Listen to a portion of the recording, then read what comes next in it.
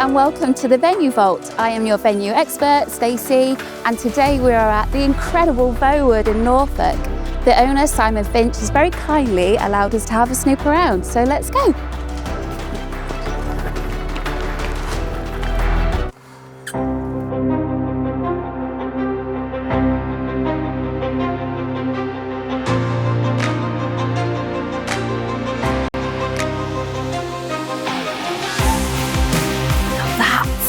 Voewood.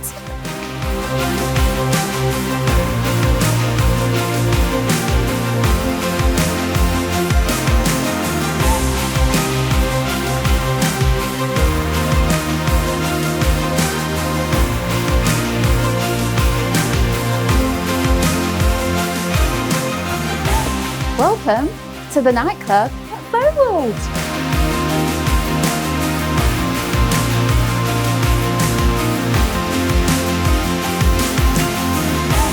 What an incredible view. What I really love about this house is every room is different. And I know you can say that in so many venues, but honestly, I challenge you to find me a venue that is more different than this one. Each room has its own little personality. So this entire room is hand-painted. Simon told me the story that before he went away on business, Annabel was painting a tiny section and he said, "That's great, carry on." When he came back, the whole room was done. The radiator, the pipes, everywhere. I think that's what Voewood is. It inspires you. Definitely if you're into arts and crafts and you are in that mindset, it's the place to be.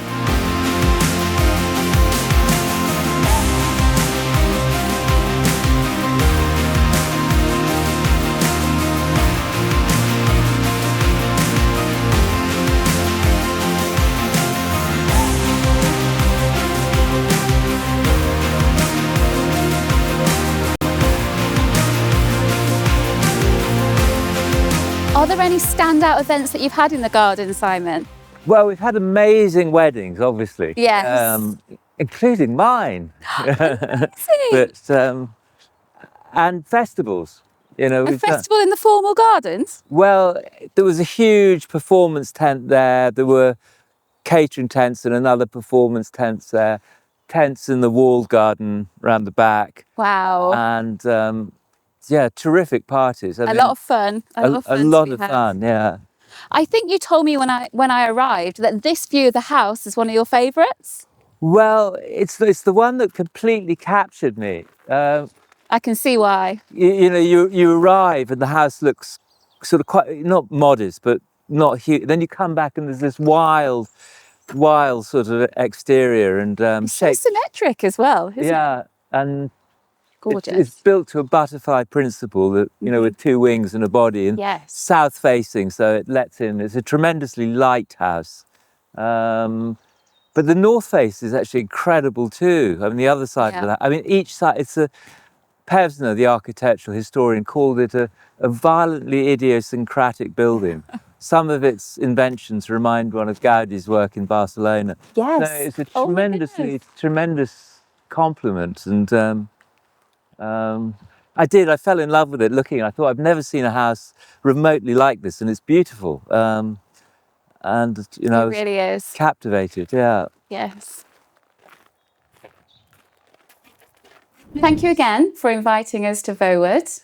It's a pleasure to have you here. Thank you for coming. Thank you. So let's start at the beginning. Okay. I would love to know a little bit more about yourself and what led you to Voewood. Yeah, I'm a rare bookseller primarily, but I've also been interested in architecture and houses and art generally. And my business was doing quite well in London. My mum had a house in Norfolk and East Anglia, very much part of my life. And I came across the particulars of Voewood, which had been institutionalised most of its life. It had been a hospital, a school, an old people's home. Wow. And it was in a poor state. And I came with my son and a young puppy, and I got obsessed with it, even though it was a mess. It was rather less than I'd paid for my house in London. I thought, can I really do this? And I forgot I had a puppy and was halfway back to London and, oh God, I'd left the puppy behind. So I came back and the puppy was still here, and I thought, must be fate. must be fate. And so I put an offer in, and slightly to my horror, it was accepted. Oh, how exciting! And so then you left the London life and you came. No, I still lived in London, right? But I did it as a project and managed it from here. No, I didn't leave London. You had a shop in Notting Hill. I had shops. I had numerous shops in London, but particularly in Mayfair and Notting Hill Gate. Yeah. How exciting. Yeah. So having looked round, the place is incredible, and I cannot name a single venue I visited that is similar. So what was the inspiration behind the interiors? Has it all come from yourself? Was it external? No, I mean, I worked very closely with an old friend of mine, Annabel Grey, who's a textile designer and all-round visual genius. She's brilliant. And I'd done projects with her before. She pretty much lived here and we worked together. I mean, I bought most of the art and the stuff and shared ideas. And a friend of mine from Daya in Mallorca came over and lived here as a builder. So it was, we used local artists and local craftsmen.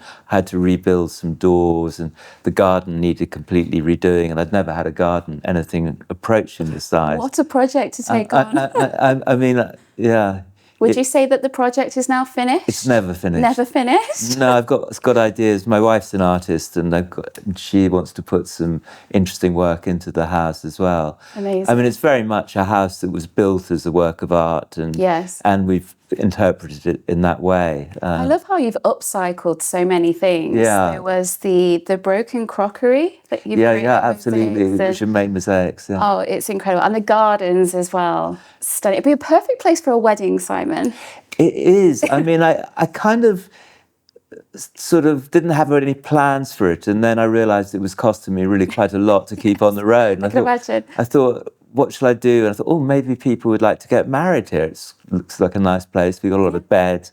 And so I sort of fell into it, and people do love it. I mean, we've never really sort of done much marketing, but people notice it, and word of mouth and things like that. Yeah. And actually the people that respond to it, it's a very easy decision to make. Yes, I bet they're blown away. It's not necessarily for everybody, but most people that come actually say it's much better in real life than it is in the photographs. That it's got a particular feel. Yes. And even when it was an old people's home, it still had a lovely feel as a building. Yeah. And I think it's a very sort of home from home, even though it's big. Yeah, it doesn't the best home from home. It's a fantastic home from home. Yeah. It is, absolutely. Yeah. So I can imagine you have some wild stories that things have happened over the years, or we've had so many fantastic. Yeah. I mean, apart from other people's parties, I had a friend who did all the shows for Prada, who married his partner here, and that was just the sort of off the scale, incredible. Being a friend as well, and a friend, that's so lovely. So we've had some spectacular weddings, and people can do it quite modestly and quietly, and as well, and that's beautiful. People do it in such different ways. Yeah. I mean, one of the big things we did, I thought, I know what to do. I know quite a lot of people in the creative world, and I've been sort of on the edge of the literary art world and music world and all sorts of different world. I'll do a festival. So we did the Voewood Festival, which was, I mean, not a great idea, but a lot of fun. a lot of fun. And I mean, that's the sort of the story of the nightclub in a way, was came out of that. So Voewood has a nightclub. Where did that come from? Where did the nightclub at a venue I mean, I kept thinking, gosh, I really must clear out the basements, because they were, it's just a sort of dumping ground. And in lockdown, I conceived this project. I mean, and the name, I mean, I thought I'll make it's a sort of subterranean, so it's a little bit sort of 60s, 70s sort of feel. I wasn't going to go sort of absolutely modern on it, sort of use that vibe. And at the festival, the writer Polly Sampson came with her husband, who's happened to be David Gilmour, the guitar player from Pink Floyd. Yes. And the house was built by a family called Lloyd, which is a very interesting story in itself, because the fortune came from publishing and books, which is my world. But I love that. What an interesting link there. Really lovely. Did you know that before you came to visit? I didn't, no. But yeah, so sort of in honour of the Lloyd family and in honour of David, it's called Pink Lloyds. It just totally makes sense. But I didn't know anything about the literary history and, you know, the connection with William Morris, who was one of the founders of the arts and crafts movement, and, you know, also, and I met the Lloyd, you know, members of the Lloyd family, and they're really happy with what's happened to the house because it was, you know, part of their legacy, and it was institutional quite a lot of its life. So they're, you know, charming and really thrilled with what we've done to the house. There's so much life in the house. You can't help feel inspired as you walk around. It's an amazing place to be. Sure. And it's, I mean, it's practically impossible to give a dull party here. You know, I've tried. I can imagine. And I guess for wedding couples or anyone that wants to hold a party, you don't need to bring too much, right? Like you were saying. You don't. I mean, people sometimes do, and that's great too. But you don't have to bring much. And, you know, it works. You know, it just works as a house. It works as a venue. It works. Yeah, it works really well. Amazing. I mean, I got married here a couple, you know. Did you get married? I got married here. I love that. Yeah. Wow, that's a fantastic sales tool as well, I bet. If the owner got married at his venue, it shows it's the true place. Oh. Yeah, and it was brilliant. It was really interesting for me to do it from the other side. Yes. And I, you know, understood how good some of our suppliers are. And I have to see photos, Simon. Yeah. You have to share them with me. I have to see photos. Yeah, no, I'll show you. Yeah. Thank you. So what's the future hold for Voewood? I think more of the same. I mean, I love doing, you know, it's lovely to have weddings, but we're open to other possibilities, you know, and I do still do, you know, creative events here, but not so much for profit, but because it's part of the fabric of what we do.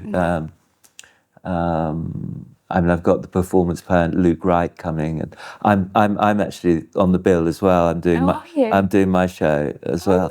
Amazing! So, well, we will certainly look out for that. And you know, Reckless Eric, who's a punk legend, lives locally, and we did a couple of nights charity music with Reckless, and that was fabulous. And Merlin Sheldrake, who's an author who wrote a wonderful book called Entangled Life about Mushroom World, he's coming. So we're going to do sort of creative things as well, you know. Yeah, I really feel that's your passion. It is part of the passion. But I love doing, the weddings are great because people always, it sort of confirms, you know, why we did the house, you know, which was to inspire and stimulate people. It works, you know. People come away and say, God, we don't want to leave, and it's always been our heart. And that feels really nice. Yeah. Oh, I love that. I love that. Well, thank you so much for inviting us today. Yeah, it's a real pleasure. Around your amazing home. Thank you. So thank you. Thank you, Stacey.